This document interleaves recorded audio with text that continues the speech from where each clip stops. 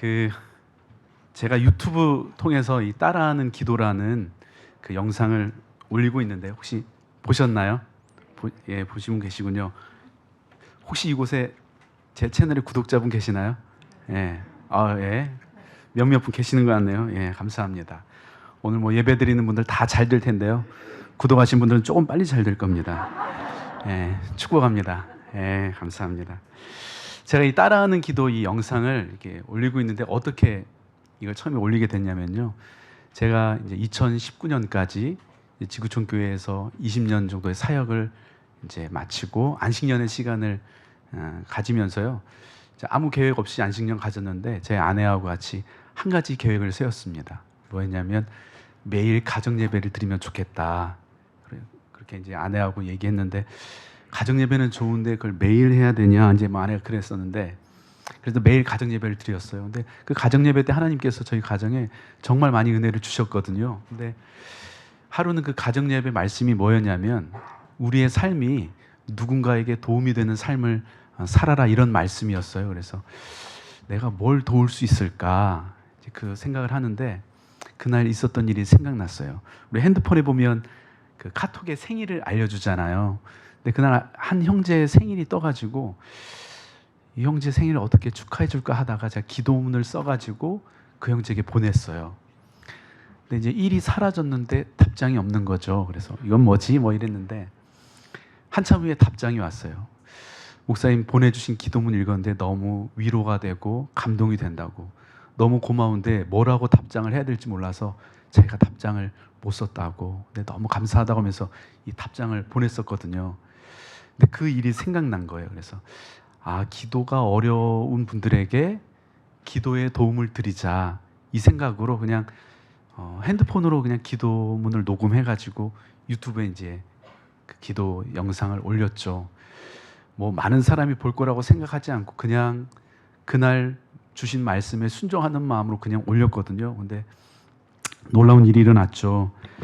지금 제 채널에 그 조회수가 2천만이 넘었어요. 뭐 안 놀라시는 분들 계시네요. 뭐 그 정도는 다 하지 않냐 이런 눈빛으로 저를 쳐다보시는데 역시 우리 서울 분들이라 대단하시네요. 예. 근데 제가 그걸 보면서 뭘 느꼈냐면 우리 성도님들께서 정말 기도에 목마름이 있고 기도를 원했는데 어떻게 기도해야 되는지를 잘 몰라서 기도를 못하고 있었구나. 제가 그걸 느꼈습니다. 오늘은 이제 그 중보기도 세미나로 모였잖아요. 그래서 아까 뭐 대표 기도하신 권사님도 그렇고 여러분들 기도의 생활 잘하고 계실 텐데요. 그래서 오늘은 기도에 대해서 같이 한번 나눠보겠습니다. 우리가 왜 기도해야 되는지, 기도가 무엇인지, 그리고 어떻게 우리의 기도가 하나님께 응답받는 기도가 될 수 있을지, 그리고 우리가 중보기도를 할 때는 어떻게 중보기도를 해야 되는지 오늘 이것들 함께 나누기 원합니다. 첫 번째, 기도는 왜 해야 되느냐? 기도는요, 하나님의 자녀만이 누릴 수 있는 놀라운 특권이기 때문입니다. 기도는요, 하나님의 자녀만이 누릴 수 있는 놀라운 특권입니다. 그럼 지금 우리 시대는요, 매우 자기 중심적인 시대가 되었습니다. 내가 중요하고요, 철저히 나를 중심으로 세상이 돌아가고 있습니다. 동의하십니까? 근데 그 말은 틀렸습니다. 세상은요, 나를 중심으로 돌아가지 않습니다. 세상은 아들을 중심으로 돌아갑니다. 저희 집의 주인은요, 제가 아니고 제 아들이더라고요. 온 집안이 제 아들의 물건으로 꽉 차 있어요. 저는 이제 책이 조금 많거든요. 그래서 막 아내가 이사할 때마다 이 책 좀 버리면 안 되냐고 엄청 뭐라고 하는데도 제가 그 환난과 핍박을 다 견뎌내면서 버티고 있거든요. 안 된다고. 차라리 날 갖다 버리라고 막 그러면서 책은 버릴 수 없다고 막 그렇게 이제 버티고 있었는데 어느 날 제가 책을 버리고 있더라고요. 제 아들이 가지고 놀 책과 장난감을 놓을 자리를 마련하기 위해서 거실에 있는 제 짐을 빼는 거죠. 제 아내는요, 이렇게 브랜드 있는 옷을 잘 사 입지 않아요. 주로 이렇게 서 있는 옷보다 누워 있는 옷 있죠. 가끔씩 이렇게 쌓여 있는 옷, 뭐 그런 거 보물찾기 하듯이 이제 그런 거 되게 행복해하는데 본인을 위해서는 그렇게 돈을 아끼거든요. 근데 그런 제 아내가요, 제 아들을 위해서는 돈을 아끼지를 않아요. 거침없이 씁니다. 막 써요. 그래서 제가 엄청 부담스러워할까요? 그렇다는 눈빛이면 안 되는데. 제가 제 아들을 위해서 돈을 쓰는 걸 아까워하고 저희 집에 제 아들의 장난감과 책으로 가득 차 있는 것을 보면서 제가 불편해할까요? 그렇지 않습니다. 할 수만 있다면 제 아들을 위해서라면요, 더 좋은 것을 해주고 싶은 것이 제 마음입니다. 여러분, 이것이 아들이죠. 저도요, 제가 소중하고 저를 중심으로 세상을 살고 싶은 이기적인 사람인데요, 그런 저조차도요, 아들 앞에서는 그 이기적인 마음이 작동이 되지 않아요. 이기적인 생각이 멈춰버립니다. 언제나 아들 앞에서는 저보다 아들이 우선입니다. 여러분, 이것이 아들이죠. 세상은 나를 중심으로 돌아가지 않습니다. 세상은 아들을 중심으로, 자녀를 중심으로 돌아갑니다. 그런데 하나님께서는요, 오늘 우리를 구원하시기 위해서요, 당신의 지혜를 사용하지 않습니다. 자신의 능력을 사용하지도 않으십니다. 자신의 천사들을 보내시지도 않으십니다. 하나님 우리를 구원하시는데요, 자신의 외아들을 내어주십니다. 제가 이 이야기, 제 아들 낳고 보니까요, 이건 말이 안 되는 거예요. 어떻게 아들을 내어주지? 어떻게 이럴 수 있지? 어떻게 이것이 가능하지? 이건 말이 안 되는 건데, 불가능한 건데, 제 목숨을 내어주는 것도 쉽지 않지만 제 아들의 목숨을 내어주는 것은요, 불가능한 이야기입니다. 근데 어떻게 성삼위 하나님께서 이런 결정을 하실 수 있으실까? 도저히 이해되지 않죠. 그런데 하나님께서는 그 결정을 하셨다는 것입니다. 여러분, 기독교는요, 하나님의 아들이신 예수 그리스도를 내 삶의 구원자와 주님으로 고백함으로 말미암아 우리가 하나님의 자녀가 되었다는 거죠. 이 말은요, 하나님의 중심에 우리가 있다는 거예요. 저와 여러분이 하나님의 중심에 있다는 것입니다. 저와 가장 가까운 사이는요, 법적으로는 제 아내죠. 네, 실제적으로 보면요, 제 아들입니다. 저와 제 아들의 관계가 가장 가까운 것 같아요. 제 아들은요, 잠을 잘 때요, 제 얼굴에 다리를 올려놓고 자요. 내려놓으면 또 올리고, 내려놓으면 또 올리고. 그 다음날 일어나가지고, 산이야, 잘 때 아빠 얼굴에 다리 올리지 않고 잤으면 좋겠어. 그래도 그 다음날 또 잘 때 또 다리 올려놔요. 그러면서 전혀 미안해하지 않죠. 먹다가요, 맛없으면 뱉어가지고 제 입에 넣습니다. 제 아내가 제가 저와 아무리 가까워도요, 아내가 먹다가 맛없다고 뱉어가지고 제 입에 넣지는 않거든요. 이게 아빠와 아들의 관계더라고요. 근데 하나님께서 오늘 본문의 기도에 대해서 말씀하신데요, 아빠와 아들의 관계로 오늘 기도를 설명하고 계십니다. 오늘 마태복음 7장 9절에서 11절.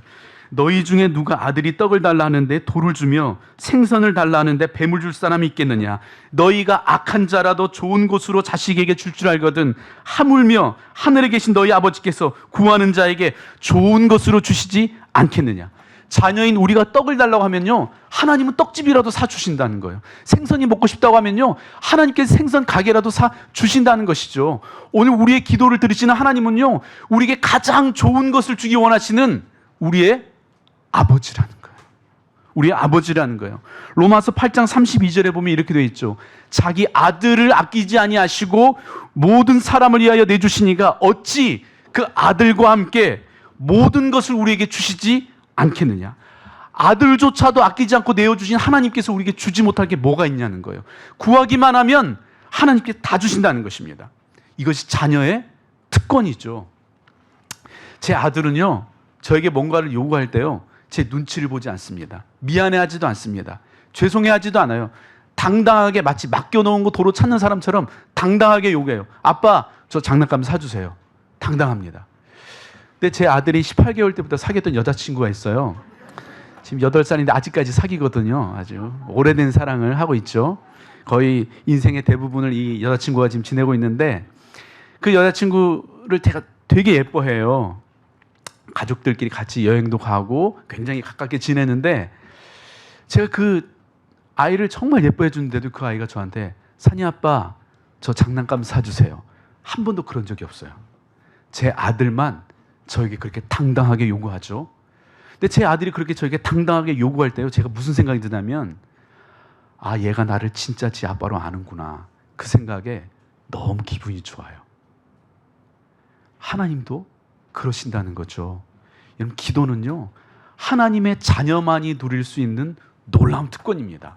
아무나 기도한다고 듣지 않으십니다. 자녀들의 기도에 하나님은 귀 기울이신 줄 믿습니다. 아멘. 여러분, 우리는 왜 기도해야 될까요? 두 번째로요, 우리는 기도가 필요하기 때문입니다. 우린 기도가 필요하죠. 여러분 제 고향이 어디일 것 같으세요? 축복합니다. 예. 제 고향이 어디일 것 같으세요? 대답을 안 하시는군요. 예. 주로 이제 서울 아니냐고, 예, 이제 주로 그렇게 얘기하거든요. 이 웃음은 뭐죠?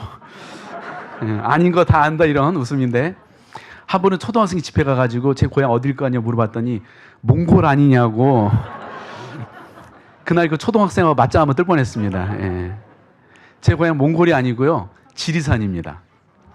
예, 지리산이 제 고향이에요. 제가 사는 마을에는요 교회가 없어요. 대신 뭐가 있냐면 마을 제일 높은 곳에, 마을이 다 내려다 보이는 그곳에요, 마을에서 가장 큰 건물이 있는데 그게 제각입니다. 마을 사람들이 함께 모여서 제사 지내는 커다란 제각이 있어요. 마을 사람들이 다, 제가 성이 장씨인데 장씨들만 사는 그런 아주 유교 마을이거든요. 마을에는 교회도 없고 교회 다니는 사람도 없습니다. 근데 이제 제가 예수님을 만나게 되고 이제 신앙생활을 이제 하게 됐는데, 고등학교 2학년 때 은혜를 너무 세게 받아가지고 이제 신학을 하기로 이제 마음을 먹었는데, 제가 그걸 부모님께 들킨 거예요, 아버지에게. 이제 교회 다니는도 몰랐는데 갑자기 이제 아들이 신학을 한다고 하니까 마치 이제 장로님 아들이 스님 된다고 하는 그런 충격을 이제 저희 아버님이 받으신 거죠. 이게 엄청 충격을 받으셨어요. 예. 그래가지고 이제 집에 기숙사 생활을 했었는데, 주말에 집에 딱 갔는데 아버님이 이제 술을 한잔 하시고서는 와보라고.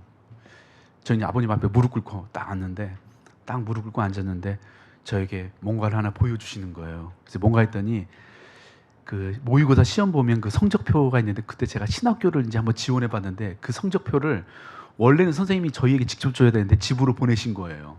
아버지 그걸 이제 보신 거죠. 그래서 이게 뭐냐고, 그래서 이제 어쩔 수 없이 이제 거기서 커밍아웃을 한 거죠. 이제 신학을 하고 싶다고. 그랬더니 네가 신학을 하면 나는 10원 한 푼도 너를 도울 수 없으니까 다시 생각해라. 일주일의 시간을 줄 테니까 다시 생각해라. 그래서 이제 일주일 학교 갔다가 다시 주말이 돼서 이제 아버님을 딱 뵈러 왔는데, 아버님이 어떻게 할 거냐고. 그래서 저 그래도 신학을 하고 싶다고. 제가 늦둥이 막내거든요. 아버님이 저를 되게 귀여워하셨어요. 근데 그날 이제 처음으로 아버지에게 맞았어요. 한 대 맞고 이제 기절을 했죠. 아버님이 이제 권투하셨어가지고 이제 한 대 맞고 기절하고 일어나 보니까 집이 이제 엉망이 되고, 정신 차렸더니 이제 당장 나가라고. 그래서 고등학교 2학년 때 이제 집에서 쫓겨나게 됐습니다. 그럼 고등학교 2학년이 집 나와서 할 수 있는 게 뭐가 있겠어요? 할 수 있는 게 기도밖에 없더라고요. 그래서 기도했습니다. 이제 기숙사비를 못 내니까 이제 기숙사에서도 쫓겨나고, 친구 이제 독서실에 몰래 들어가서 이제 생활하다 거기서 또 걸려가지고 쫓겨나오고. 그 당시 교회에 이렇게 지하실 예배가 있었는데 이 방으로 돼 있었던 채플이 있어가지고 이제 거기에서 이제 잠자고 학교 다니고 막 이랬었는데, 이제 그 교회 기도원이 있었는데 기도원에 계신 그 집사님 한 분께서 제 사정을 아시고 기도원에 방 하나 줄 테니까 와서 여기서 생활하면서 학교 다니라고 이렇게 그렇게 도움을 주셨거든요. 이제 어떻게 해서 이제 신학교에 합격을 했는데, 이제 등록금 고지서를 보는데 이건 뭐 본 적도 없는 금액이죠. 뭐 제가 할 수 있는 게 뭐가 있겠어요. 그래서 등록금 고지서 하나님께 들고, 하나님 저 합격했다고 도와달라고. 뭐 기도할 수 있는 것밖에 없죠. 제가 이제 대학교 3학년 때까지 이제 집에를 못 갔어요. 이제 그 당시에는 뭐 핸드폰도 없었기 때문에 이제 전화를 하면 집으로 전화해야 되는데, 이제 아버님이 전화 받으시면 이제 네가 전화 왜 하냐고 그냥 끊어버리시고, 또 아버님 워낙 이제 무서우니까 가지는 못하고, 이제 부모님 없이 이제 신학하고 공부해야 됐으니까 좀 어려웠겠죠. 한 번에 이제 그 교회에서 수련회를 갔는데 롤링페이퍼를 쓰는데, 한 자매가 제 롤링페이퍼에 뭐라고 써놨냐면, 재기야, 너는 왜 맨날 똑같은 옷을 입고 교회 오니? 그 옷은 교회 올 때 입고는 교복이니 다른 옷도 좀 입고 와. 이렇게 이제 그 롤링페이퍼를 쓴 거예요. 근데 제가 그걸 보는데 너무 창피하더라고요. 예. 근데 제가 그런 건 힘들어도 참을만 했는데, 뭐가 제일 힘들었냐면 엄마가 보고 싶은 게 너무 힘들더라고요. 제 늦둥이 막내라고 했잖아요. 엄마 사랑을 참 많이 받았었는데 이제 전화도 하기 쉽지 않고 갈 수도 없고 엄마가 너무 보고 싶었는데 이제 대학교 3학년 때 너무 보고 싶어가지고 기절 한 번 더 하자. 그리고 엄마 보자. 이 마음으로 이제 부모님이 계신 이제 그 지리산으로 갔어요. 대문 앞에 섰는데요. 제 심장 뛰는 소리가 제 귀에 들려요. 너무 긴장이 돼가지고 쿵떡쿵떡 하는 소리가 제 귀에 들리는데 이제 대문 앞에서 이제 엄마 하고 불렀는데 대답을 안 하시더라고요. 그래서 엄마 저예요. 저 왔어요 하는데 조용해요. 그래서 알고 봤더니 부모님께서 인천으로 이사 가셨더라고요. 예. 여러분 웃지만 저는 정말 그때 이건 뭐지? 뭐 이런 생각을 들면서 인천으로 이사 갔다고 하셔가지고 그 집 주소를 이제 물어가지고 이제 인천으로 갔죠. 이제 야곱의 심정이었어요. 아버지를 제일 늦게 만났으면 좋겠다. 근데 이제 집에 딱 갔는데 항상 우리가 걱정한 일이 항상 생깁니다. 그래서 아버님하고 제일 먼저 눈이 딱 마주친 거예요. 그래서 야, 올 게 왔구나 했는데 아버님 고개를 딱 돌리시더니 그냥 안방으로 들어가시더라고요. 그래서 다행이다 뭐 이러면서 그날 이제 어머니를 거의 한 6년 만에 처음 어머니를 만나가지고 밤새 부둥켜 안고 울었던 것 같아요. 어머니도 울고 저도 울고. 여러분 아무것도 모르는 고등학생이 어떻게 신학을 하고 끝까지 포기하지 않고 목회자가 될 수 있었을까요? 기도가 저를 붙들어줬기 때문입니다. 힘들고 지칠 때마다 기도하면 하나님께서 제게 새 힘을 불어넣어 주셨습니다. 앞이 전혀 보이지 않아도 기도하고 나면 마치 하늘이 열리는 것 같았어요. 가진 것이 아무것도 없어도요, 기도만 하고 나면요, 마치 세상이 제 발 아래 있는 것처럼 느껴졌습니다. 하나님의 도움이 필요할 때마다 기도하기만 하면 하나님께서 도울 자를 보내주셔서 저를 여기까지 인도하신 것이죠. 여러분 우리가 기도 없이 이 힘든 세상을 어떻게 살아갈 수 있겠어요? 우리 중에는요, 세상의 그 높은 벽 앞에 자신의 꿈을 포기해버린 분들이 계십니다. 질병의 문제로 한치 앞이 보이지 않는 분들이 계십니다. 마음의 상처로 하루하루가 정말 지옥 같은 삶을 살아가시는 분들이 계십니다. 경제적인 문제로요, 매일매일 궁지에 몰려 사시는 분들이 계십니다. 자녀의 문제로 매일 밤 눈물로 고통스러운 밤을 보내시는 분들도 계시고요, 깨어진 그 가정의 문제들로 인해서 아파하시는 분들이 계십니다. 근데 우리가 어떻게 해야 되는지 몰라서 못하는 것이 아닙니다. 알아도요, 힘이 없어서 못합니다. 근데 여러분 그 힘을 우리가 어디에서 얻겠어요? 여러분 기도가 힘입니다. 기도가 능력입니다. 이 힘들고 어려운 세상을 살아낼 힘을 기도를 통해서 우리는 얻게 되는 것이죠. 기도할 때 우리는요, 우리의 한계를 뛰어넘어서 하나님의 능력을 통해서 우리의 한계를 뛰어넘는 삶을 살 수 있게 되는 것입니다. 기도가 능력입니다. 여러분 우리의 부족함은요, 전혀 문제가 되지 않더라고요. 우리의 연약함은 결코 문제가 되지 않습니다. 우리가 기도만 할 수 있다면 하나님께서는 우리의 기도를 통해서 우리가 생각하지 못한 그 일들을 우리의 삶 가운데 펼쳐 가시는 분이십니다. 여러분 우리가 왜 기도해야 되느냐? 우리는 하나님의 도움이 필요하기 때문입니다. 그래서 기도해야 되는 것이죠. 여러분 우리는 왜 기도해야 될까요? 첫 번째는 기도는 자녀만이 누릴 수 있는 놀라운 특권이기 때문에, 기도는 우리가 하나님의 그 도우심이 필요하기 때문에, 그리고 세 번째는요, 기도는 하나님의 명령이기 때문입니다. 성경은요, 우리에게 기도해 보는 것이 어떨까 이렇게 기도를 추천하지 않습니다. 기도하면 좋겠어라고 기도를 권하지도 않습니다. 성경은요, 기도를 명령합니다. 쉬지 말고 기도하라, 명령입니다. 시험에 들지 않게 깨어있어 기도하라, 명령입니다. 아무것도 염려하지 말고 다만 모든 일에 기도와 간구로 너희 구할 것을 감사함으로 하나님께 아뢰라, 명령입니다. 그런데 이 명령이요, 하나님께서 우리에게 기도를 명령하신데, 하나님이 우리에게 하신 명령은요, 하나님을 위해서 하신 것이 아니고요, 우리를 위해서 명령하십니다. 하나님께서 이스라엘 백성들을 출애굽시키고 나서 시내산에서 계명을 주시죠. 그 10계명을 주신 이유는요, 하나님을 위해서가 아니고요, 이스라엘 백성들을 위해서였습니다. 하나님의 백성들이 하나님의 백성답게 살게 하기 위해서 계명을 주시죠. 나 외에 다른 신을 섬기지 말라고 말씀하셨기 때문에 더 이상 다른 신들의 눈치 보면서 살지 않게 된 것이죠. 자유를 얻게 된 것입니다. 안식일을 기억해서 거룩히 지키라고 했기 때문에 일주일에 하루의 시간은 쉼의 시간을 가질 수 있게 된 것이죠. 내 부모를 공경하라고 말씀하셨기 때문에 나이 들어 늙고 힘이 없어도 걱정하지 않고 살 수 있게 되는 것입니다. 이 모든 계명은요, 하나님을 위한 것이 아니라 우리를 위한 것입니다. 우리 가정에서도 우리 부모님들이 자녀에게 규칙을 정해주죠. 자고 일어나면 이불을 개라. 공부할 때는 바른 자세로 앉아서 공부해라. 횡단보도를 건널 때는 좌우를 잘 살펴라. 이 모든 계명은요, 부모님을 위해서가 아니라 자녀를 위해서 주는 계명입니다. 하나님께서 우리에게요, 쉬지 말고 기도하라고 명령하셨거든요. 근데 쉬지 말고 기도하라고 명령하신 이것이요, 축복입니다. 제가 섬겼던 교회는요, 이 목회자들만 한 200명 되는 굉장히 큰 교회였어요. 부목사조차도 이 담임 목사님 한 번 만나려면 쉽지가 않아요. 미리 약속을 정하고 무슨 말씀을 드려야 될지 보고서를 작성해서 그 정해진 시간만큼 이제 목사님을 만나고 오거든요. 이게 나보다 높은 분을 만날 때 보편적인 모습이잖아요.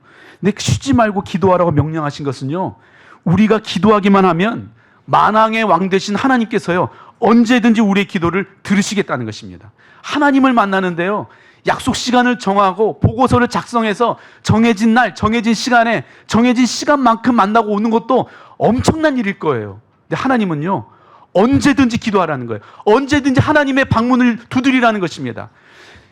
중요한 일이든 중요하지 않은 일이 상관없다는 거예요. 1시간이든 2시간이든 상관없다는 거예요. 언제든지 하나님의 방문을 두드리기만 하면 주님께서 문을 여시겠다는 것입니다. 언제든지 우리가 주여 하고 부르면 그래, 무슨 일이야? 우리에게 말씀하시겠다는 거예요. 온 우주 만물보다 크신 하나님께서요, 먼지보다 작은 우리의 5분 대기조가 되겠다는 거예요. 여러분, 이것이 기도를 우리에게 명령하신 하나님의 마음입니다. 여러분, 우리가 왜 기도해야 돼요? 하나님의 자녀만이 누릴 수 있는 놀라운 특권이기 때문에, 우리는 기도가 필요하기 때문에, 그리고 하나님께서 우리에게 기도를 명령하셨기 때문입니다.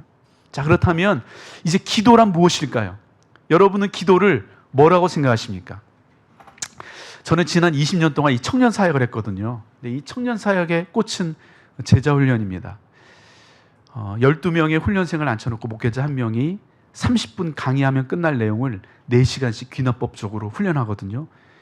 매주 모일 때마다 그 늦은 시간에 1시간 넘게 뜨겁게 함께 부르짖고 또 1박 2일 MT에 가가지고 서로 깊은 삶의 이야기들을 나누기도 합니다.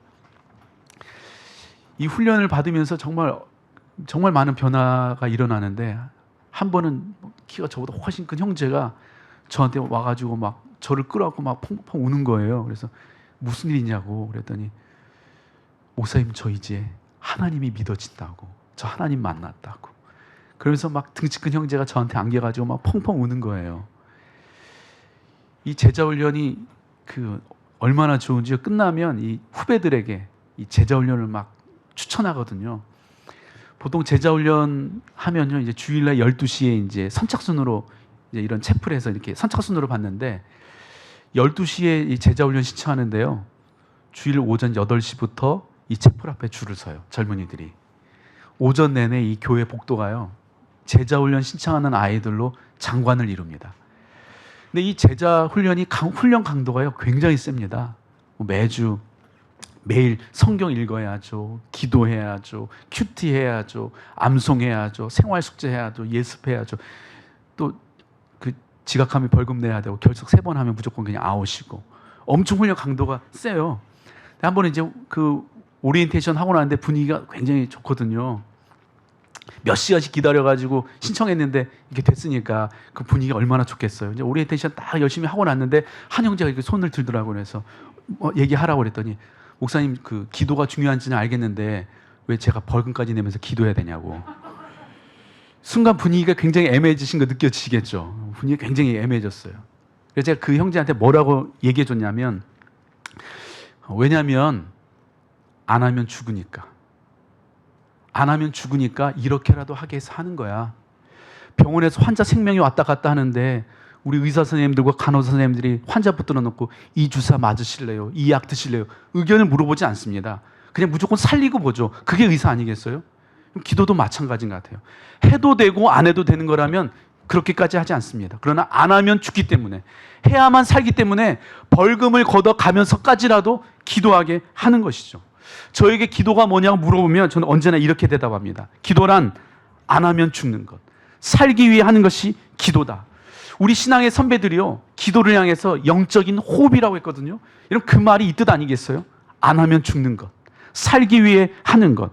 여러분, 기도는요, 신앙생활이 여러 가지 방편 중에 하나가 아니고요, 기도 생활이 곧 신앙생활입니다. 예수님은요, 사역을 시작하시기 전에 40일 금식하며 기도로 사역을 시작하십니다. 매일 새벽을 깨워 새벽에 기도하셨습니다. 습관을 쫓아 기도하셨습니다. 제자들에게 기도를 가르치셨습니다. 기도 외에는 이런 능력이 나갈 수 없다고 기도를 보여주셨습니다. 마지막 제자들에게 설교하시고 나시고 나서요, 제자들 왜 중보기도 하시죠? 그리고 마지막 십자가 지기 전 겟세마네 동산에서 기도로 그 십자가를 준비하십니다.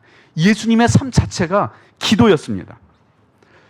오늘 여러분들에게는 기도가 무엇입니까?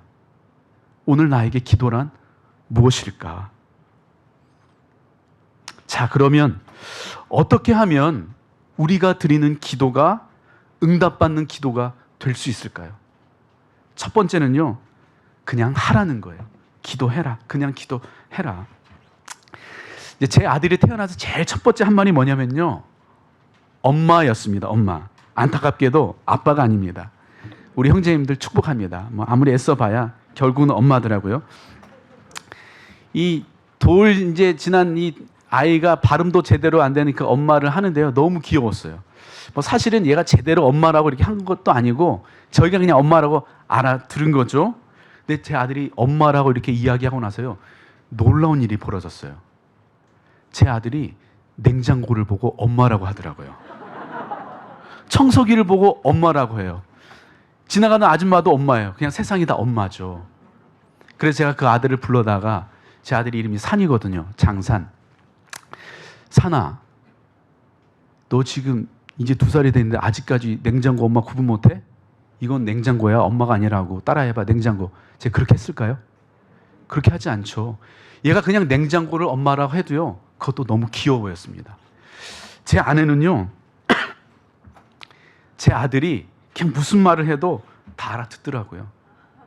그냥 무슨 말을 해도 다 알아들어요. 아이들은요, 말을 배울 때요, 보니까 틀리는 걸 무서워하지 않더라고요. 그냥 맞든 틀리든 그냥 내 배꼽 봐요. 말은요, 배워서 하는 게 아니고 하면서 배우는 거더라고요. 제 아내는 막 아들이 옹알이 하면 제 아내는 우리 산이가 지금 배가 고프구나. 막 그냥 옹알이 하는데 우리 산이가 지금 응가가 마렵구나. 우리 산이가 지금 씻고 싶구나. 그냥 알아들을 수 없는 옹알이를 해도 다 알아듣더라고요. 하나님도 그러십니다. 하나님은 우리의 기도를, 우리의 틀린 기도를 보면서 우리의 기도를 지적하거나 혼내시지 않습니다. 이건 너무 이기적인 기도잖아. 넌 어떻게 그렇게 세속적인 기도를 할 수 있니? 이것도 기도라고 하니? 이건 네 욕심이 너무 많이 들어간 기도야. 다시 준비해와. 넌 맨날 너 힘들 때만 기도하면서 응답받기를 바라고 있니? 이러면서 하나님은요, 우리의 기도를 판단하고 정죄하고 심판하지 않으십니다. 오히려 우리의 기도를 기여하십니다. 그래, 네가 지금 무슨 말하고 있는지 내가 알아들었어. 내가 이해했어. 그래, 네가 지금 이것이 필요하다는 거구나. 네가 지금 이것 때문에 힘들다는 거구나. 내가 알아들었어. 내가 이해했어. 내가 도와줄게. 걱정하지 마. 우리 어떤 기도도 하나님 다 알아들으시고요, 알아서 해석해 주시는 선하신 분이십니다. 이 기도가 틀린 기도는 아닌지, 이 기도가 잘못된 기도는 아닌지 너무 고민하지 않으셔도 괜찮습니다. 여러분, 틀려도 괜찮습니다. 너무 잘하려고 하지 않아도 괜찮습니다. 완벽하게 배워서 하지 않아도 괜찮습니다. 여러분, 이기적인 마음으로 하는 기도도요, 괜찮습니다. 기도는요, 그냥 하면 됩니다. 하나님은 우리가 하는 그 어떤 기도도 다 들어주실 수 있고 다 해석해 주실 수 있는 만큼 크신 분이십니다. 여러분, 기도는요, 먼저 하는 것이 중요합니다. 할 수 있는 만큼 할 수 있는 내용을 가지고 시작하는 것이죠. 그러면 다윗의 기도를 보면요, 하나님을 찬양하는 기도, 하나님께 감사하는 기도도 있는데요, 솔직한 기도도 많아요. 시편 30편 7편에 보면 하나님의 마음에 합한 사람이라고 칭함받은 다윗이 뭐라고 기도하냐면 이렇게 되어 있어요. 여호와여, 일어나소서. 나의 하나님이여, 나를 구원하소서. 주께서 나의 모든 원수의 뺨을 치시며 악인의 일을 꺾으셨나이다. 더 리얼하게 표현하면 이런 거예요. 하나님, 저 원수들의 뺨을 갈겨주시고 아구창을 날려주시니 너무 좋아요. 너무 짜릿해요. 하나님 짱, 뭐 이런 거예요. 경건해 보이지도 않고요. 거룩해 보이지도 않고요. 옳은 기도처럼 보이지도 않습니다. 근데 하나님께서요, 다윗의 이 솔직한 기도를 좋아하십니다. 여러분, 기도는요, 솔직하게 하는 거예요. 하나님, 저 힘들어요. 하나님, 저 두려워요. 하나님, 저 괴로워요. 그냥 힘들면 힘들다고, 괴로우면 괴롭다고, 두려우면 두렵다고. 기도가 안 되면 하나님, 저 기도가 안 된다고. 그냥 솔직하게 하는 것이죠. 하나님께서 원하시는 기도는요, 완벽한 기도가 아니라 솔직한 기도입니다. 제 유튜브 채널에 하루는 한 분이 댓글을 남겼는데, 뭐라고 댓글을 남겼냐면, 목사님, 로또 1등 되게 해달라고 기도해도 되나요? 이렇게 이제 댓글을 남겼어요. 뭐 요즘에는 댓글을 뭐 다 남겨드릴 수는 없는데, 이제 초반에 이제 댓글을 다 남겨드렸었거든요. 근데 이 댓글 그렇게 남기셔가지고 제가 이제 답글을 달아드려야 되는데, 뭐라고 답글을 달아드렸냐면, 네, 기도하세요. 그 기도도 들으시고 하나님께서 가장 좋은 것으로 응답해 주실 거예요. 이렇게 댓글을 남겨드렸어요. 저는 정말 그렇게 믿어요. 뭐 로또 1등이 될지 안 될지는 모르는데요, 로또 1등 되게 해달라고밖에 기도할 수 없는 그분의 마음을 하나님이 아시고 그분에게 가장 좋은 것으로 저는 응답해 주시는 선하신 하나님이라고 정말 믿기 때문에 그분에게 그 기도도 괜찮다고 기도하시라고 댓글을 남겼거든요. 근데 이분이 다시 또 댓글을 남겼어요. 목사님, 자기가 지금까지 이런 글 남기면 다 무시했는데 제 댓글에 이렇게 댓글 남겨주신 분은 목사님이 처음이라고, 감사하다고 막 이렇게 댓글을 남겼거든요. 이런 그분이 기도를 시작하지 않았겠어요? 여러분, 세상에는 두 종류의 사람만 존재합니다. 기도하는 사람과 기도하지 않는 사람. 저는 여러분이 기도에 대해서 말하는 사람이 아니라 기도하는 사람이 되기를 주님의 이름으로 축복합니다. 여러분, 응답받는 기도를 하기 위해서는요, 먼저 기도를 해야죠. 기도해야 응답받죠. 기도 안 하는데 어떻게 응답이 있겠어요? 첫 번째, 기도해라. 두 번째는요, 우리의 기도가 응답받는 기도가 되기 위해서는 하나님께 구하라는 것입니다. 하나님께 구하라는 거예요. 어떻게 맨날 하나님께 달라고만 하냐고, 주시옵소서, 믿습니다, 이런 수준 낮은 미신적인 기도는 기복적인 기도이고, 이런 기복적인 신앙은 기독교가 아니라고. 저도 이런 설교를 많이 했었거든요.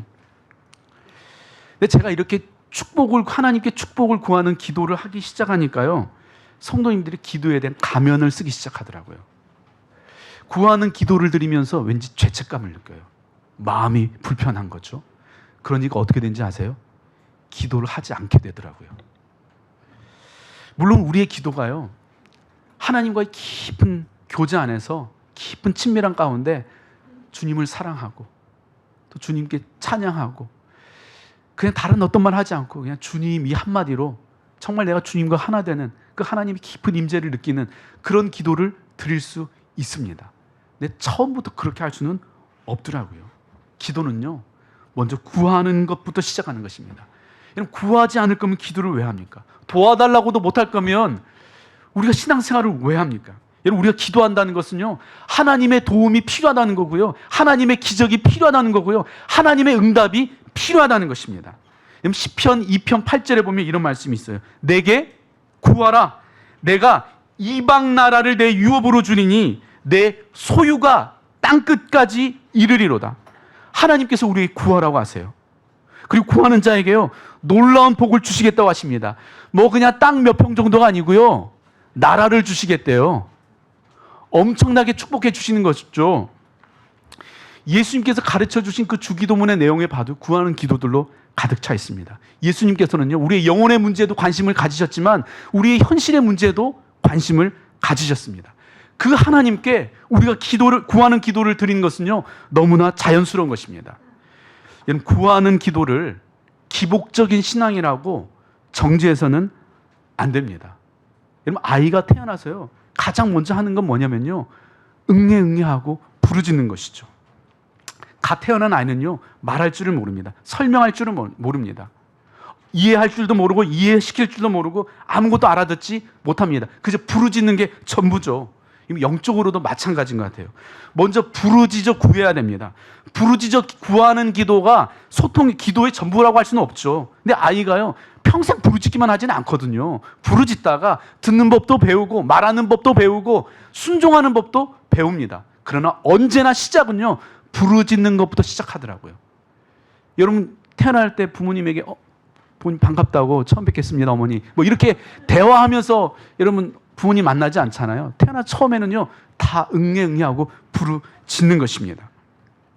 여러분 오늘 기도하실 때 부르짖어 구하시기 바랍니다. 말을 많이 하지 않아도 괜찮아요. 그냥 주여 하고 주님 하고 부르짖으면요 그 부르짖음 안에 있는 우리의 마음, 그 부르짖음의 의미를 주님께서 아시고 그 부르짖는 우리의 소리를 들으시고 우리의 기도에 주님께서 응답해 주십니다. 예레미야 33장 3절 말씀 다 아시죠? 같이 한번 읽어볼까요? 큰 소리로 시작. 너는 내게 부르짖으라. 내가 내게 응답하겠고 내가 알지 못하는 크고 은밀한 일을 내게 보이리라. 너는 내게 부르짖으라고 하십니다. 그리고 그 부르짖음에 응답하시겠다고 말씀하십니다. 그리고 상상할 수 없는 그 크고 놀라운 일을 우리에게 보이시겠다고 약속하십니다. 이런 부르짖음이 기도라는 거예요. 홍해 앞에서 모세는요 하나님께 이 상황을 설명하거나 설득하지 않았습니다. 그냥 절박한 심정으로 주님 어떻게 하냐고 살려달라고 부르짖어 기도했습니다. 엘리야는요 자신의 무릎 사이에 머리를 박고 간절하게 하나님 앞에 부르짖어 구했습니다.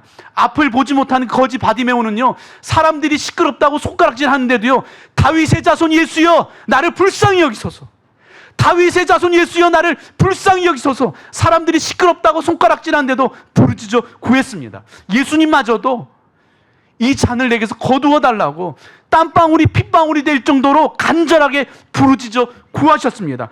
부르짖음이 기도라는 거예요. 하나님이 우리의 그 부르짖음에 응답하신다는 것입니다. 오늘 우리 이곳에 있는 성도님들에게는요 이 구하는 기도는 기복이라고 하는 그 메시지보다 오늘 하나님 앞에 기도를 통해서 오늘 하루를 살아갈 한 줌의 소망이 필요한 우리 성도님들이 훨씬 더 많으실 거예요. 새벽 5시에 전화가 와요. 목사님, 나이 20살이 넘은 그 청년이 형제가 전화해가지고 목사님 그러면서 말을 못해요. 무슨 일이냐고. 무슨 일이야? 새벽 5시에 전화했다는 건 밤을 샜다는 거죠. 목사님 저희 아버지 또 이혼하신대요. 저 어떻게 해야 돼요? 이 깨어진 가정으로 인해 고통받는 이 자녀들의 기도, 대학 등록금이 없어서 휴학을 고민하고 있는 그 대학생들의 기도, 일터를 잃어버린 청년들의 기도, 사업의 부도 위기 앞에 놓여 있어서 매일 새벽마다 새벽 제단 앞에 나와서 엎드려 부르짖는 그 아버지들의 기도, 딸이 병상에 누워 있어서 정말 기적이 일어나기를 간절하게 바라고 부르짖는 그 어머니의 기도, 딸이 우울증에 걸려가지고 그 집안의 시간이 다 멈춰버린 그 가정의 기도. 여러분 우리가 그런 기도를 보면서 어떻게 기복이라고 정죄할 수 있겠어요? 전 사람들이 기복적인 하나님의 축복을 구하고 하나님의 도움을 구하는 이 구하는 기도를 기복적인 기도라고 정죄할지 몰라도요, 저는 하나님의 축복이 없이는요 하루도 살 수 없겠더라고요. 그래서 저는 오늘도 하나님의 은혜를 구하고 하나님의 도우심을 구하고 하나님의 축복을 구합니다. 오늘 여기서 설교하는데요 하나님의 도움 없이 제가 어떻게 설교를 하겠어요? 오늘도 새벽에 하나님께서 새벽 3시 반에 깨우셨어요. 보통 이제 6시에 일어나서 가정예배 드리는데 새벽 3시 반에 하나님께서 깨우셨어요. 오늘 와서 말씀 전하는 게 부담이 됐던 것 같아요. 그래서 원래 이제 이렇게 하지 않는데 오늘 새벽 3시 반에 깨우시길래 기도하라고 하나 보다. 오늘 이 밤에 오늘 전하는 이 시간이 중요한 시간이구나 싶어서 기도했어요. 하나님 도와달라고. 그 새벽에 무슨 기도하겠어요? 하나님 도와달라고. 저는 연약하고 부족하고 말도 잘 못하고 하나님 은혜 주셔야 된다고. 하나님이 도와주시지 않으면 안 된다고. 꼭 좀 도와달라고 기도하는 거죠. 우리 남솔교회가요 이렇게 한국교회 앞에 정말 선한 영향력을 주고 또 모델이 되고 한국 사회를 깨우는 이런 교회로 세워지기까지 지난 40년이 넘는 이 시간 동안 얼마나 많은 목회자들과 성도님들의 기도가 있겠어요. 간절하게 하나님 앞에 부르짖는 그 기도가 있었기 때문에 오늘 우리 남서울교회가 여기까지 오지 않았겠습니까? 이런 구하는 기도는 축복입니다. 저희 할머님께서는요 이제 나이 60 넘으셔가지고 늦게 예수님을 만나셨어요. 나이 90이 넘으셨는데도 새벽 4시면 어김없이 일어나셔서 샤워를 하시고 새 옷을 갈아입으시고 새벽에 3시간씩 기도하셨어요. 그러면서 저한테 한번 뭐라고 얘기하냐면, 젊을 때는 8시간씩 기도해. 여기서 젊을 때는 60대, 70대 뭐 이때요. 이때 이제 뭐 젊다고 해서 20대가 아니에요. 젊을 때 8시간씩 기도했는데 지금 힘이 없어가지고 3시간밖에 기도 못한다고 막 목사 기를 죽이더라고요. 할머니께서. 할머니께 마지막 그 돌아가시기 전에 잠깐 의식이 들어왔을 때, 이제 돌아오셨을 때 저를 만났는데, 그때 할머니께서 장 목사님, 목자는 양을 위해서 기도해야 된다고, 기도하는 목자가 되라고 저한테 이제 유언처럼 그렇게 말씀하시고 이게 하나님 품에 가셨는데, 그 할머니께서요 이제 무학이세요. 학교를 못 나오셔가지고 이제 글을 못 읽으시는 거죠. 이제 신앙생활하면서 뭐가 제일 속상했냐면, 성경 말씀이 하나님 말씀이라고 하는데 이 성경 말씀을 읽을 수 없는 게 너무 속이 상했대요. 그래서 매일 기도할 때마다, 하나님, 저는 이 성경 말씀이 하나님 말씀이라고 하는데 글을 몰라가지고 이 성경 말씀을 읽지를 못한다고, 너무 속상하다. 하나님 제게 한글을 좀 깨우쳐 달라고. 창피해서 누구한테 글을 가르쳐 달라고 얘기는 못하고 그냥 기도만 하신 거예요. 근데 할머니 매일 기도하시는데 기도하는 그 루틴이 있으세요. 주기도문을 하시고, 나라와 민족을 위해서 기도하시고, 대통령을 위해 기도하시고, 목사님을 위해서 기도하시고, 교회를 위해서 기도하시고, 그다음 자녀들을 위해서 기도하시고, 또 중보기도 부탁 받으신 분들 기도하시고, 마무리는 사도신경으로 기도를 마무리하셨어요. 뭐 어디서 그렇게 배우셨는지 모르겠는데 항상 주기도문으로 시작하셔서 사도신경으로 매일 기도를 이렇게 하신 거죠. 근데 어느 날 성경책 그 표지 있잖아요. 거기에 있는 그 사도신경이 주기도문을 보는데 그냥 떠듬떠듬, 하도 외워서 그런지 떠듬떠듬 읽어지더래요. 그래서 성경을 펼쳐봤어요. 태, 초, 에, 하나님이 천지를 창조하셨다는 이 말씀이 떠듬떠듬인데 읽어지더래요. 그래서 자기는 하나님이 이 한글을 깨우쳐 주셨다고 막 저한테 너무 막 좋아하시면서 간증하셨거든요. 자기는 글을 모르는데 하나님이 말씀 읽게 해달라고. 말도 안 되는 기도 아니에요? 근데 하나님은요, 그 할머님이, 나이 드신 그 할머님의 기도를 기복적인 기도라고 정죄하지 않으시고 그 기도에 응답해 주신 것이죠. 하나님은요, 우리가 드리는 그 간구하는 우리의 기도를 정죄하지 않으시고 가장 좋은 것으로 응답해 주시는 분이십니다. 여러분, 물질의 문제로 지금 힘든 가운데 있다면 하나님께 물질의 은혜를 달라고 기도하십시오. 사람이 필요하다면 사람을 보내달라고 기도하시기 바랍니다. 질병으로 고통 가운데 있다면 주님 고쳐달라고, 치료해달라고 기도하시기 바랍니다. 여러분, 결혼을 앞두고 있다면 배우자를 만나게 해달라고 기도하세요. 기도해야 좋은 배우자 만날 수 있습니다. 아멘. 여러분, 자녀들 기도하라고 닥달할 게 아닙니다. 기도하면 알아서 주님께서 보내주시는 줄 믿습니다. 여러분, 영적으로 성숙하고 싶으면 성숙시켜달라고 기도하시기 바랍니다. 여러분, 무엇을 원하는지, 어떤 삶을 살고 싶은지, 어떤 꿈을 꾸고 있는지 그냥 구체적으로 여러분의 마음의 소원을 가지고 하나님께 구체적으로 기도하십시오. 우리의 그 부르짖음을 하나님께서 들으시고 응답해 주십니다. 기도의 대가인 리차드 포스터가요, 뭐라고 기도란 책에 보면 얘기하냐면, 캠브리지 대학의 허머트 파머 교수는 우리에게 상기시켜 주기를, 만일 기도가 신앙의 핵심이라면 간구는 기도의 핵심이다 라고 했다. 간구 기도가 없으면 우리는 꼭지가 잘린 기도 생활을 하는 것이다.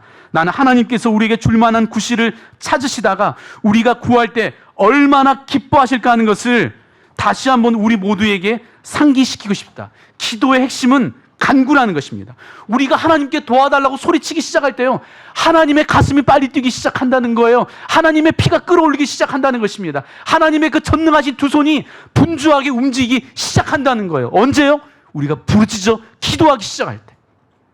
이런 우리가 부르짖어 구할 때 하나님께서 우리의 기도에 응답하십니다. 여러분, 이제부터 하나님을 제한하지 마시고, 하나님의 능력을 제한하지 마시고, 하나님의 성품을 제한하지 마시고 마음껏 하나님께 부르짖어 구하시기를 주님의 이름으로 축복합니다. 하나님께서 우리의 부르짖음에 응답해 주실 줄 믿습니다. 어떻게 하면 우리의 기도가 응답받는 기도가 될 수 있을까요? 세 번째는요, 하나님을 믿는 믿음으로 기도하라는 것입니다. 하나님을 믿는 믿음으로 기도하라는 거예요. 믿음 자체에 능력이 있는 게 아니고요, 하나님을 믿는 믿음으로 기도하라는 거예요. 12해 동안 혈루증을 앓은 여인이 있죠. 여러분, 성경에 이 여인처럼 비참한 인생이 어디 있겠어요. 12년을 앓았다는 것은요, 더 이상 나을 가망이 없다는 거예요. 누구도 이 여인이 나을 거라고 믿지 않았어요. 본인도 그렇게 믿었을 거예요. 근데 어느 날 예수님에 대한 소문을 듣고 이 여인 안에 믿음이 들어가죠. 어떤 믿음이요?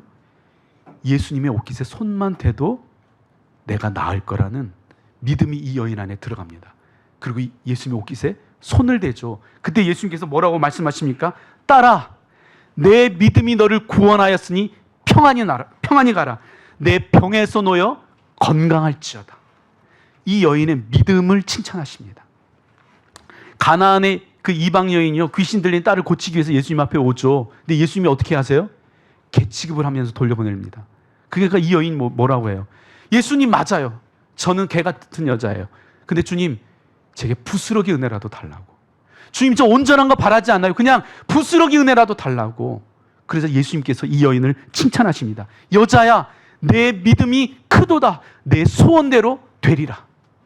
이 여인의 믿음을 칭찬하십니다. 중풍병에 걸려가지고요, 혼자 걸을 수도 없는 이 친구를요, 4명의 친구가 들것을 싫어옵니다. 근데 그들을 보면서 성경 뭐라고 기록하고 있냐면요, 그들의 믿음을 보시고 성경의 많은 기적의 현장에서요, 예수님은요, 내 믿음이 너를 구원하였다 이렇게 말씀하십니다. 마가복음 11장 24절 말씀, 우리 다 잘 아시는 말씀이에요. 그러므로 내가 너희에게 말하노니 무엇이 있는지 기도하고 구하는 것은 받은 줄로 믿으라. 그리하면 너희에게 그대로 되리라. 기도했다면 이미 이루어진 걸로 믿으라는 것입니다. 그러면 어떻게 해요? 그대로 된다는 거예요. 성경은요, 오늘 마가복음 11장 24절은요, 기도하고 계획을 세우면 이루어진다 이렇게 말씀하지 않아요. 기도하고 열심히 노력하면 이루어진다 이렇게 말씀하고 있지 않습니다. 기도하고 믿으면 응답된다는 거예요. 계획 세우지 마라, 노력하지 마라, 이게 아니고요, 믿음이 핵심이라는 거예요. 히브리서 11장 1절 말씀에 보면 믿음은 바라는 것들의 실상이요 이렇게 되어 있죠. 무슨 말씀입니까? 우리가 바라는 것에 믿음을 더하면 실제가 된다는 거예요. 우리가 바라는 것 위에 하나님을 향한 그 믿음을 더할 때 그것이 우리 삶의 실제가 된다는 것입니다. 하나님께서요, 믿음의 조상 아브라함을 부르시고 이야기하시죠. 아브라함아, come on baby, 저 밤하늘의 별을 봐. 저 별 보이지? 네 자손이 저렇게 많아질 거야. 하나님께서 아브라함에게 그렇게 말씀하시죠. 그때부터 아브라함은 그 밤하늘의 별을 볼 때마다 그때 들었던 그 하나님의 음성을 떠올렸을 거예요. 기도할 때마다 그 밤하늘의 수많은 별들을 바라보면서 하나님 앞에 기도했을 거예요. 분명히 하나님께서 약속하셨기 때문에 하나님께서 이루실 거라는 걸 믿음으로 바라본 겁니다. 믿음으로 바라보고 기도하자 어떻게 됐어요? 하나님께서 그 기도에 응답하시죠. 그 약속을 이루십니다. 빌립보서 2장 13절에 보면 이렇게 되어 있습니다. 너희 안에서 행하시는 이는 하나님이시니 자기의 기쁘신 뜻을 위하여 너희에게 소원을 두고 행하게 하시나니, 하나님께서는요, 우리 안에 거룩한 소원함을 주시고 그 소원함을 통해 일하신다는 것입니다. 하나님께서 주신 그 거룩한 소원과 바람 위에 믿음을 더하라는 거예요. 이미 이루어진 것으로 믿고 상상하는 것이죠. 기도한다는 것은요, 하나님의 기적을 믿는다는 것입니다. 기도 응답이 어떻게 될지 몰라도 상관없습니다. 방법은요, 하나님의 영역입니다. 우리의 영역이 아니에요. 방법은 몰라도 괜찮아요. 우리는 믿음으로 바라보면 그것으로 충분하다는 것입니다. 2000년 전 믿음으로 수많은 기적을 일으키신 주님은요, 오늘 이곳에 있는 저와 여러분을 향해서도 동일하게 질문하실 것입니다. 너는 나를 믿느냐? 너는 나를 믿니? 너는 나를 믿니? 우리는 그저 우리의 기도들을 들으시는 그 하나님을 믿고 하나님께서 이미 응답하셨다는 것을 믿고 감사하면 되는 것입니다. 주님, 응답해 주신 걸 믿고 감사합니다. 주님, 고쳐주셔서 감사합니다. 치료해 주셔서 감사합니다. 채워주셔서 감사합니다. 예수님께서 오병이어 기적을 일으키시는데요, 공동 번역에 보니까 뭐라고 되어 있냐면 감사의 기도를 드렸다고 되어 있더라고요. 예수님께서는요, 이미 하나님께서 이루실 것 믿고 감사의 기도를 드린 것입니다. 언제 물고기 2마리와 보리떡 5개가 그렇게 불어났는지, 어떻게 이 물고기 2마리와 보리떡 5개 불어났는지 그건 몰라요. 방법은 몰라요. 그러나 중요한 건 예수님께서는 감사의 기도를 드리셨고 그날 기적이 일어났다는 거죠. 어쩌면 의사하는 여러분들에게 평생 이 병을 안고 살아야 된다고 말했을지 모릅니다. 그러나 아무리 고통이 힘들고 어려워도요, 아무리 고통스러워도 전혀 이 고통에서 벗어날 가망이 보이지 않아도 그래도 하나님께서 우리의 질병을 고치셨다고 믿으시기 바랍니다. 어제 제가 전화 한 통 받고 정말 펑펑 울었어요. 2년 전에 암이 간이 다 망가져가지고 이제 더 이상 살 수 없다고 의사 선생님이 이제 그렇게 말씀하셨는데 정말 기적처럼 목숨을 건졌어요. 근데 이미 다 간이 망가졌고 이식하는 거 외에는 방법이 없다고. 근데 이 뭐 이식을 받을 수 있는 방법도 없고 다 포기했는데 기도하자고. 간은 한번 망가지면 회복이 안 된다고 하더라고요. 그래도 하나님은 회복시켜 줄 수 있다고. 우리 기도하자고. 2년을 기도했거든요. 어제 연락을 받았어요. 병원에 갔는데 의사 선생님이 깜짝 놀라서 자리에서 일어났대요. 이게 무슨 일이냐고. 도대체 어떻게 된 거냐고. 도대체 뭘 한 거냐고. 이식하지 않을 정도로 간이 회복됐다는 거예요. 그러면서 그 의사 선생님이 뭐라고 얘기하시냐면 이건 기적이라고. 이분이 신앙이 없으셨어요. 근데 복음을 전하고 매일 같이 기도하자고 기도하고 따라하는 기도 매일 아침 저녁 들으시라고. 믿음 없어도 괜찮아. 일단 듣고 기도하시라고. 듣다 보면 하나님께 믿음을 주실 거라고. 그렇게 2년간 정말 간절히 기도했는데요. 어제 그 전화를 하면서 저한테 병원에서 나오자마자 너무 기뻐가지고 전화하는데 그 전화 받고 진짜 너무 감사해서 막 눈물이 나더라고요. 이런 질병 가운데 고통 가운데 있다면 이미 하나님께 고치셨다는 걸 믿고 기도하시기 바랍니다.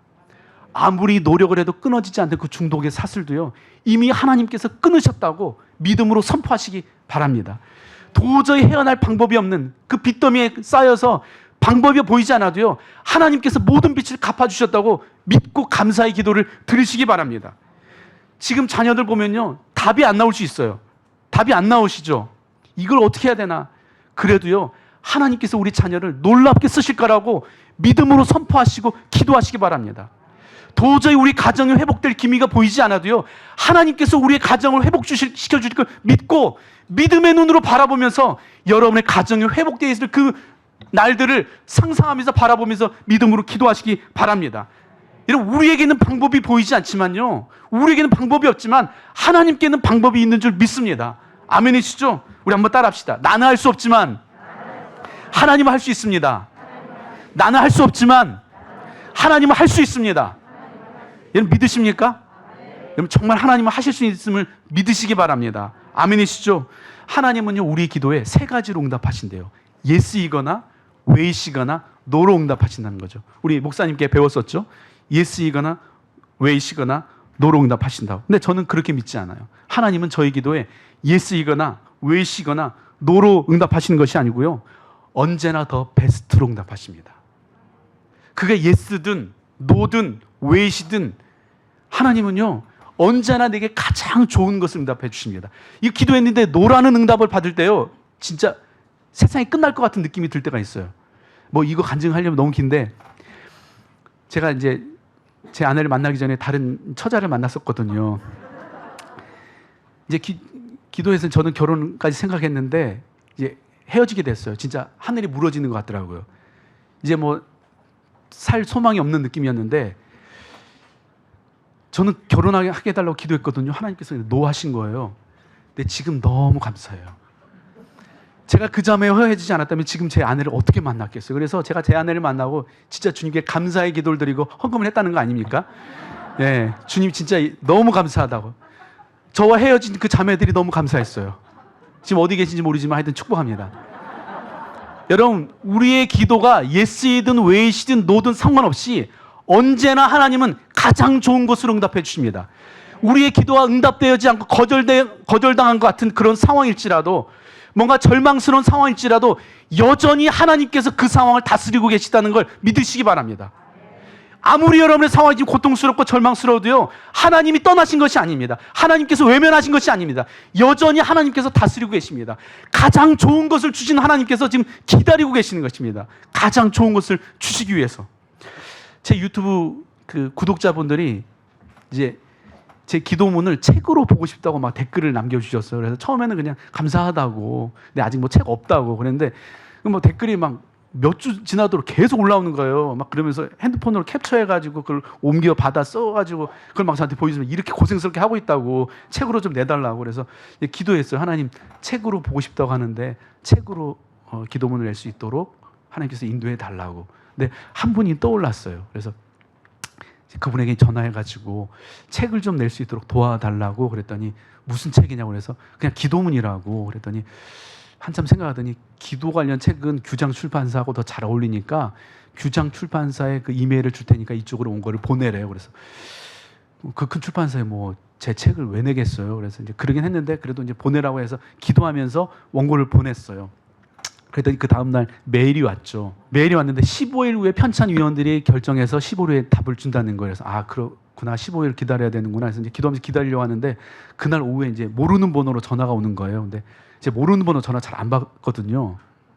이제 잘못 받으면 1시간씩 간증 들어야 되고 그래가지고 성도님들이 이렇게 전화해가지고 모르시는 분인데 막 간증을 막 1시간씩 하세요. 그럼 뭐 끊을 수도 없고 그래서 이제 모르는 번호 전화를 잘 안 받는데 그날은 주님이 이 전화 받으라는 마음을 주셔서 그냥 전화를 받았어요. 그래서 여보세요 했더니 안녕하세요. 저 규장 출판사 여진구 대표입니다. 그러면서 대표님이 직접 연락을 주신 거예요.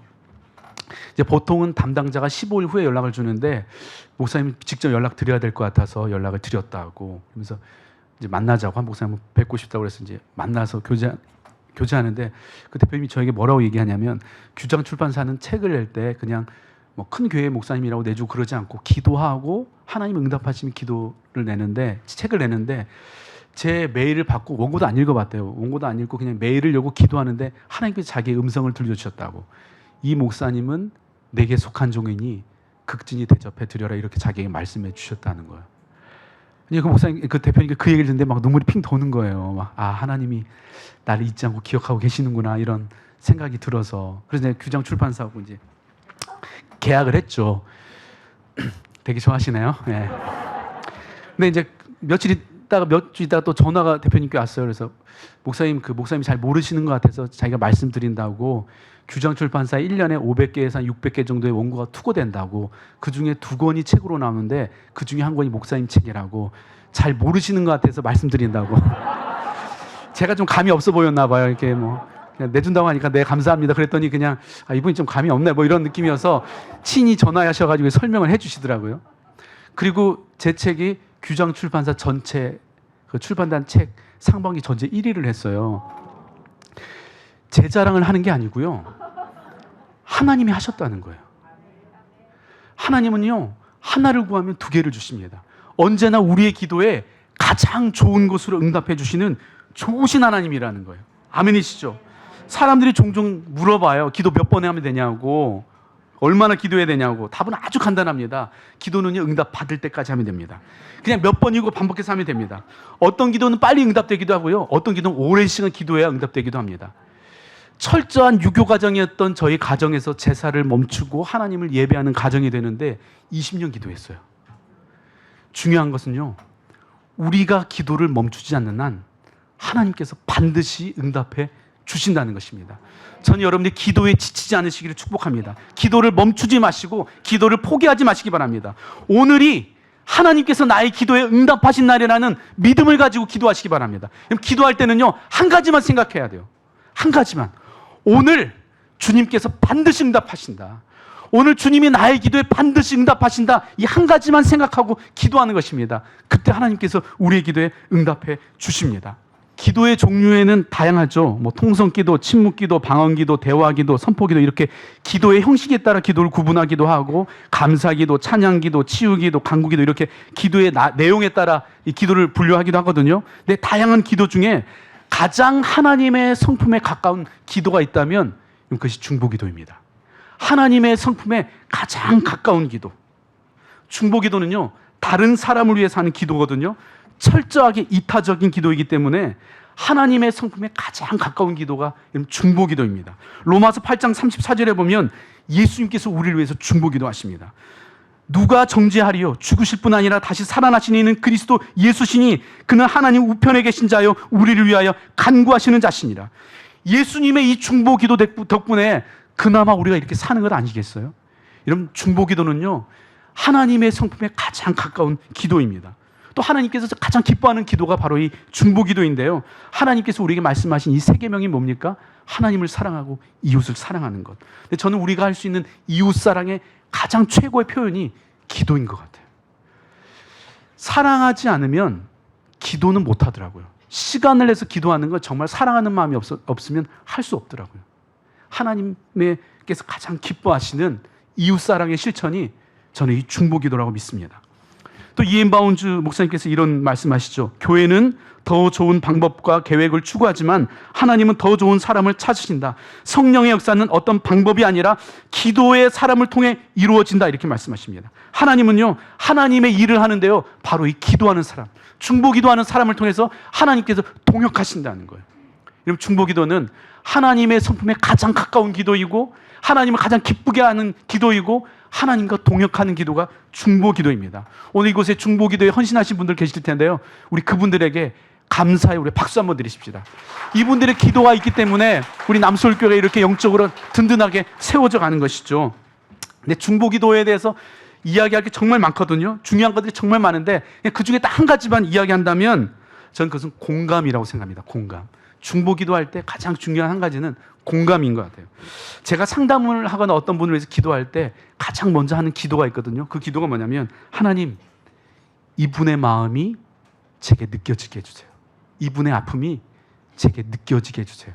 이 기도를 꼭 합니다. 왜냐하면 마음에 공감이 없이 상담을 하면요, 어떤 말도 도움이 안 되더라고요. 근데 기도도 마찬가지인 것 같아요. 정말 그분을 향한 공감이 없이 기도하면 그냥 마음 없이 기도하게 되더라고요. 밤낮 그 술만 먹는 그 남편 술 좀 끊게 해달라고 기도하기 전에요, 밤낮 술이 없으면 살 수 없는 우리 남편의 아픔이 주님 제게 느껴지게 해달라고. 여러분, 이렇게 남편이 왜 힘들어하는지, 왜 술을 먹으면 술을 먹지 않고 살 수 없는지, 견딜 수 없는지 그 아픔을 하나님 제게 느끼게 해달라고 기도하는 것, 여기에서 기도를 시작하는 것이죠. 그러면 남편의 그 아픔이 느껴지잖아요. 그러면 왜 맨날 밤낮 술만 먹냐고 잔소리 하기 전에요, 그 남편이 불쌍하게 보입니다. 안쓰러워 보입니다. 그러면 또 술 먹냐고 잔소리하는 게 아니고요, 술 먹는데 속이라도 버리지 말라고, 반찬이라도 좋은 거 먹으라고, 안주라도 좋은 거 먹으라고 하면서 좋은 안주를 해주게 되겠죠. 저는 이것이 중보기도의 시작인 것 같아요. 왜냐하면 이 공감이 없으면요, 기도를, 중보기도를 하면 할수록 그 사람이 더 미워져요.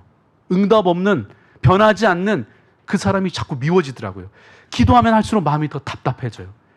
근데 그분의 마음을 공감하잖아요.